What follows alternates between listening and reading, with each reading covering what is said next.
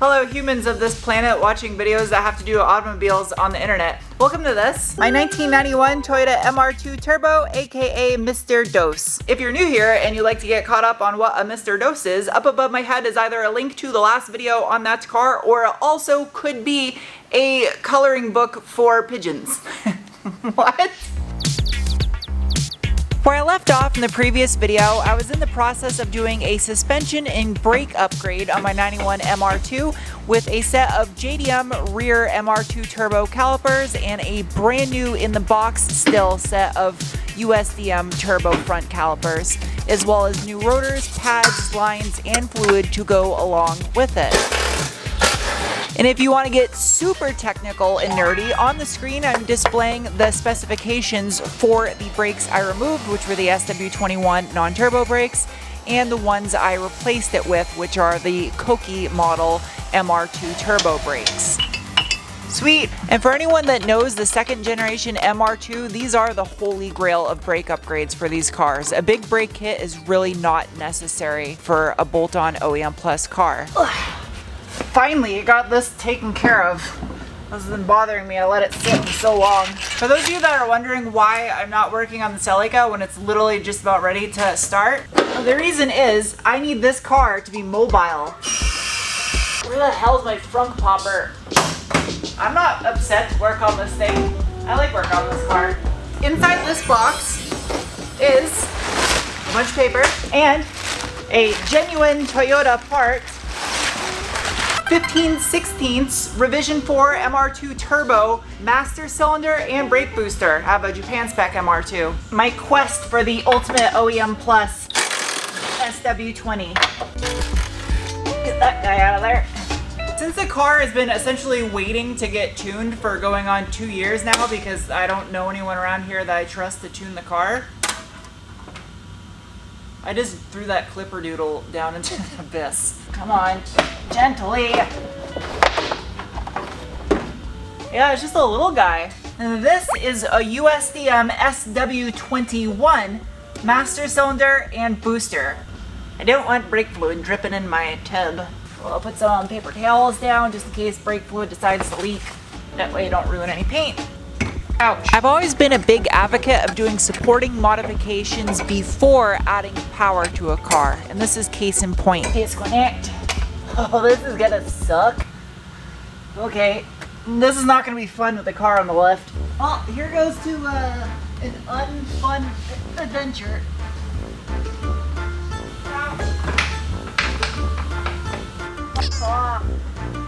I would give you a better camera angle, but I essentially would have to stick the camera up my ass. My life. Ouch, that's a fucking pedal in my eyeball. Ouch, I'm stuck. Hot dumpster full of fucking cabbage. Back under I go, yay! I think that's all the brake booster in. Aha. Got it. Uncomfortable, but easy. SW21 7/8, SW20 15/16. Oh, the lines are on the other side because JDM. And clean.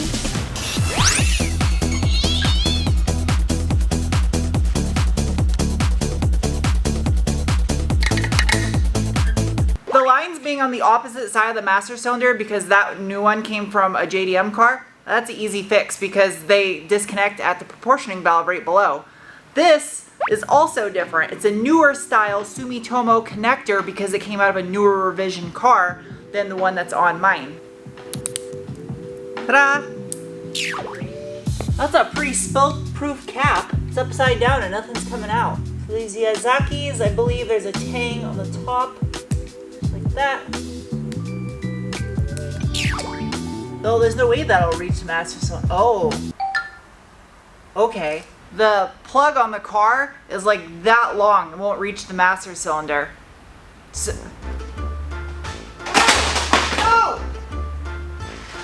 I shall create optional new revision jumper plug. OEM jumper plug. Is this booster physically larger? I don't think it is. Oh, it is a little bit I think it's a little bit bigger, just a hair. I could almost just bend that and flare that guy and make these work. Another day, another head wedged up under a dashboard. Ugh. Ouch, ouch, ouch, ouch, ouch. That's good. The following day, I had to get some brake line, some 4.75 millimeter, because it's a Japanese car, which is exactly 3/16.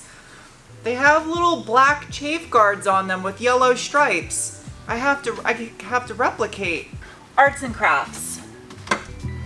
Eek. As much as I wanted to replicate, okay, rear brake line. I did not have the materials to do so. Where's my cutter? Cut this in the middle.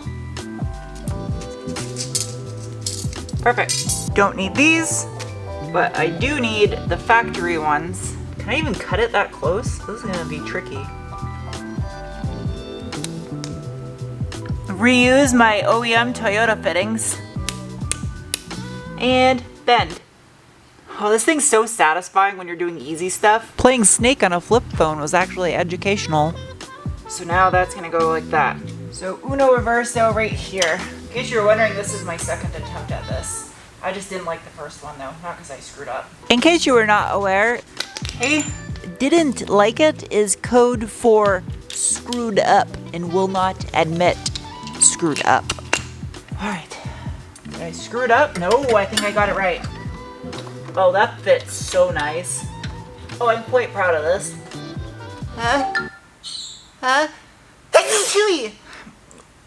One other attempt, and an hour later, I have a perfectly made line. I'm proud of that. That came out perfect. It is immensely hot in here right now. It is like 112 outside. That's beautiful. Luckily, because these lines are so similar, I was able to cut and tweak the first one and actually use this for the second line. I could have got that a little bit better, but I mean, it's pretty damn good. The factory lines aren't perfect either, so. Hello, and welcome to yet another day in the life of an idiot. This poor car is in bad need of a detail. It is getting dirty just sitting all the time. The other slight conundrum is my vacuum port for the booster faces the opposite direction as the vacuum line on the car. A slight benefit though, the fact that I essentially have a Toyota V8 junkyard sitting in my storage unit, I have a vacuum line that's literally the shape I need. And thankfully, it's gonna be plenty long enough. That's what she said. Oh, that is mint. It literally follows the contour. I'm really sad that my hose cutters are all mangled. Looks like a parrot that was eating cinder blocks. I upgraded from rocks in the last video. It'd be nice if a tool company wanted to sponsor me because my tools are all falling apart. Should probably use a funnel, but I like to live dangerously. Carefully. I was filling all those lines. Literally the entire system was flushed and drained. Ugh! Dripping something. And suck. The old fluid really wasn't that bad because I had changed it before. This car's like ultra maintained. Okay, it only went down a little bit. Carefully, carefully. I imagine this is probably similar to how I milk cows. What? I mean, I watched Clarkson's Farm before, so that makes me an expert. As good as this little vac works, the fact that I replaced the booster as well, I think I'm gonna end up having to re-bleed this possibly with a second person later on. A sacrificial camera case. That's a ton of air. Resting bitch face 600. That's my kind of fluid. Still got nothing. There you go. That is way better. Still got a couple bubbles, so I'll do one more cycle. This is also not sponsored or endorsing any brake fluid brands. I just bought this because I don't think I need to explain myself. Arguably one of the biggest brake performance upgrades you can make is just keeping fresh fluid in the vehicle because it is hydroscopic and will absorb moisture as time goes on. It's getting firmer. That's solid right there. But I went above and beyond by getting one that matches the performance of these upgraded brakes. Where's the other rubber dildo thing? Oh, there it is. absolutely bubble free. All right, freshly bled brakes. Oh, I'm dumb. I've been wanting to drive this car lately and it's been bothering me. It's been sitting up in here. There's a couple of issues though I still need to fix before I can. While I don't have a custom tune on it yet so I can utilize the flex fuel capabilities, it does have a base map tune so the car itself is drivable.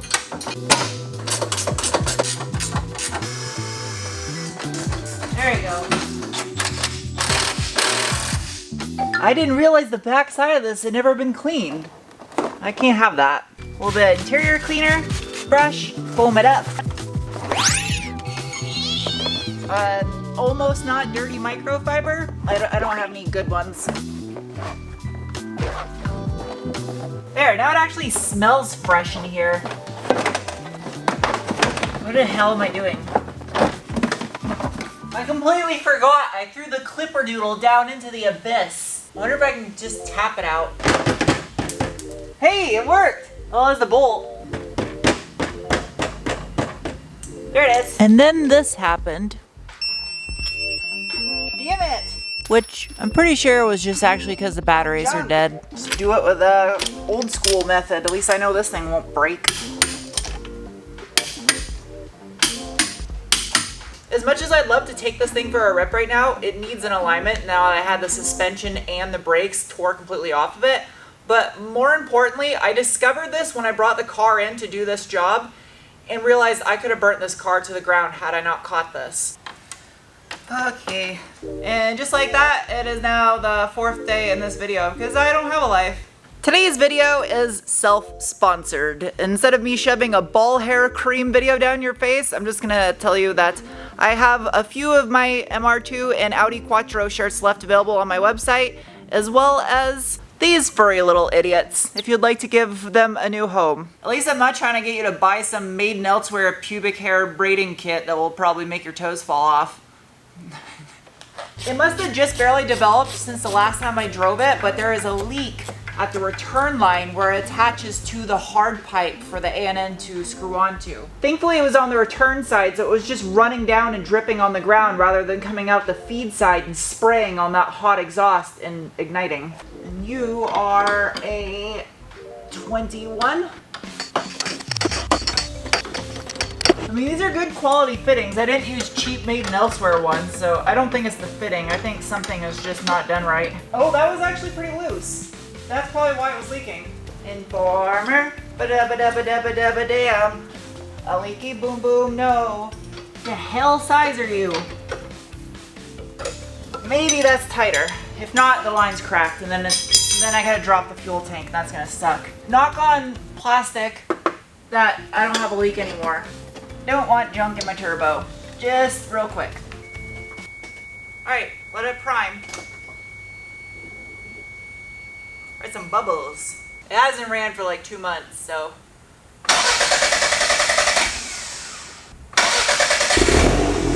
There we go.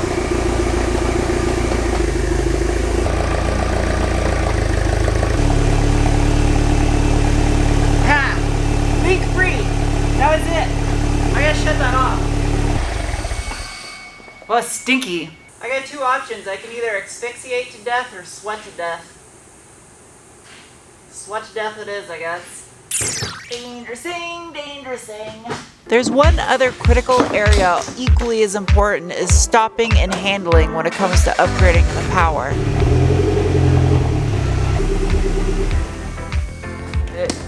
It's pretty hot in here now I open the doors.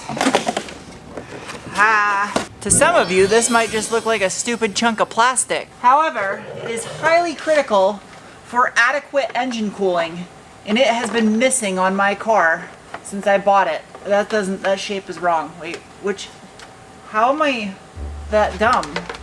I hate it when you realize you've reached the peak of your mental capacity and then you're smart enough to know how dumb you are. My brain is dumb. Wait, that makes sense. I see what's happening here. This panel, I think, is different on an SW21 than an SW20 because the engine's different. That's a classic case of overthinking it. I know what I did. Although there was something that was definitely wrong here, and it took a while for my brain to process. This right here is case in point why it takes a long time to build quality project cars. Because any idiot can microwave a hot dog in barbecue sauce. But I'd rather spend the extra time to drive to Texas and get quality pulled pork. I don't know what I meant by that.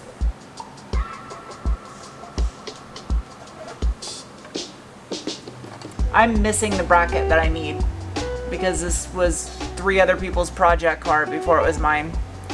Yeah, I'm not gonna find one of those things, that's for sure. I could just make a bracket, but this is not custom. This is OEM Plus. I want a factory bracket. I don't know if this is gonna be long enough. I think it is.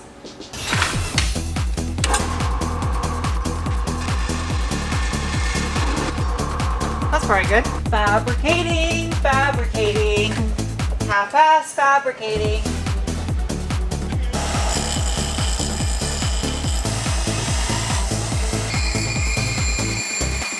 Smooth enough, shouldn't cut the plastic or my fingers. I should replace this panel too. This one's kind of mushroomed out now. Bend it, drill it, screw it, pop it. I don't even know how that song goes.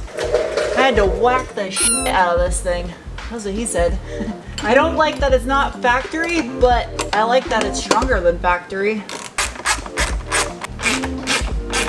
That's literally perfect. It's at the exact same angle as this panel, and I just gotta thread that hole for a bolt. And that's rugged. I don't know, what do you think? Should I just get this powder coated black and then just use this one? Now keep in mind, I don't have the hardware on right here or right here. I gotta put the nut plates on, but the air flows through those channels and that's just like factory. The main mission is accomplished. The MR2 is technically drivable once I get an alignment done on it, and I gotta powder coat that bracket. I think I'm gonna keep it. There's no way in hell I'm gonna find the genuine Toyota one. They're discontinued everywhere online. I've searched all my hidden spots where I usually get stuff. So I'll get back to work on the Celica in the next video. There's a possibility I might be able to do the first start in the next video. And then the MR2, there's like a video's worth of work left to go, and then that thing is ready for tune and it's good. There's no guarantee I will try to start in the next video, but there's a possibility. I gotta do the belt still, oil cooler, put the transmission back in,